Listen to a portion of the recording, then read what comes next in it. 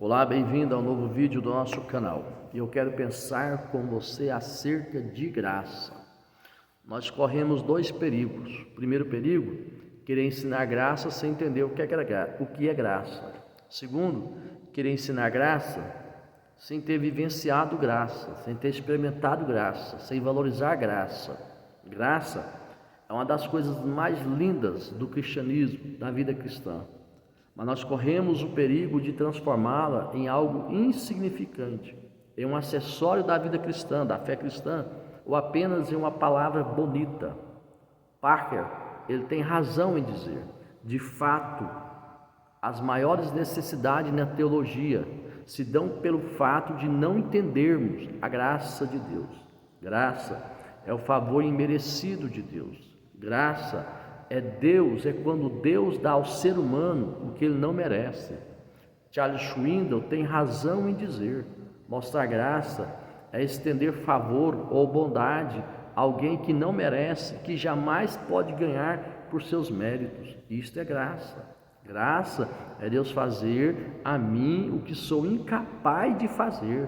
Graça é Deus me dar o que eu jamais poderei adquirir com meus bens ou por meio das minhas obras. Isto é graça.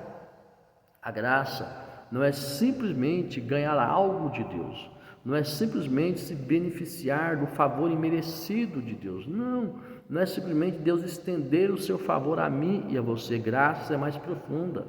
A graça, ela também é transformadora. Isto é, quem é alcançado pela graça, ela rompe com o pecado. Viver no pecado depois que foi alcançado pela graça é baratear a graça, é tornar a graça em algo ineficiente, é tentar tornar a graça em algo insignificante. Sim, olha bem, quando você tenta baratear a graça, quando você tenta tornar a graça em algo insignificante, é sinal que você não entendeu o sacrifício que foi feito lá na cruz do Calvário. Você não entendeu aquela graça na cruz do Calvário, porque aquilo lá é graça, é o favor imerecido de Deus. A graça não custa para mim, mas custou para Deus. Então eu e você precisa entendermos o que é graça. A graça, ela não só nos salva, como ela também nos redireciona à nova direção.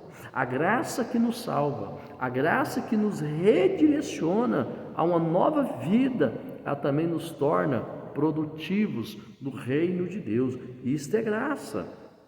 A graça, ela não só nos salva, ela não só nos redireciona, ela não só nos dá uma nova vida, mas a graça também nos torna produtivos no reino de Deus. Essa graça também, ela produz uma nova satisfação, ela produz em nós novos prazeres. Sim, Jesus disse, olha, eu tenho uma comida, e a minha comida é fazer a vontade de Deus. A graça produz isso na minha e na sua vida. Quer saber se você experimentou graça? Olha para a tua vida. Qual é o seu prazer? Qual é a sua satisfação? É fazer a vontade de Deus? Você tem se tornado uma pessoa produtiva no reino de Deus? Então isto é graça. Então deixa eu dar uma palavra final para você. Olha, se você acha que pode desfrutar graça e viver no pecado, é porque você ainda não descobriu o poder maravilhoso da graça. Porque quem vive na graça rompe com o pecado. Os romanos fizeram essa pergunta para Paulo. Paulo, então para aí. Aonde abundou o pecado, superabundou a graça.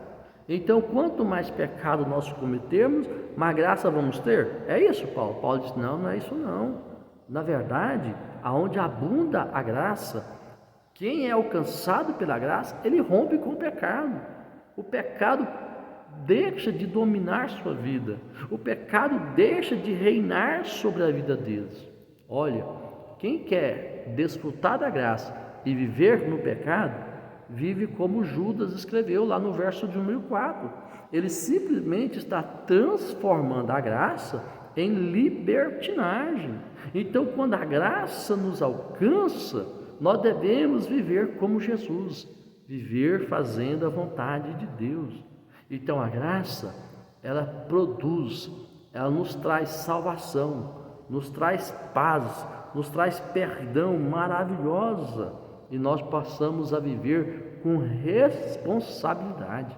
Quem foi alcançado pela graça, ele vive com responsabilidade no reino de Deus. Quem foi alcançado pela graça, ele vive em gratidão a Deus. Sabe por quê? Porque diz: Deus, eu com minhas obras, eu com meu dinheiro, e mesmo que se eu fosse o homem mais rico dessa terra, eu não poderia pagar por tão grande satisfação. Então passarei a viver o resto da minha vida nessa terra em gratidão, em serviço ao Senhor, e mesmo que eu trabalhar dia e noite, nunca pagarei, Senhor. Então o que eu posso viver é simplesmente em gratidão pelo que o Senhor fez à minha vida. Maravilhosa graça, que graça rica, que graça bendita de Deus. Deixa eu te perguntar para nós finalizar: você tem vivido graça de Deus? Você tem realmente experimentado a graça de Deus? Deus te abençoe.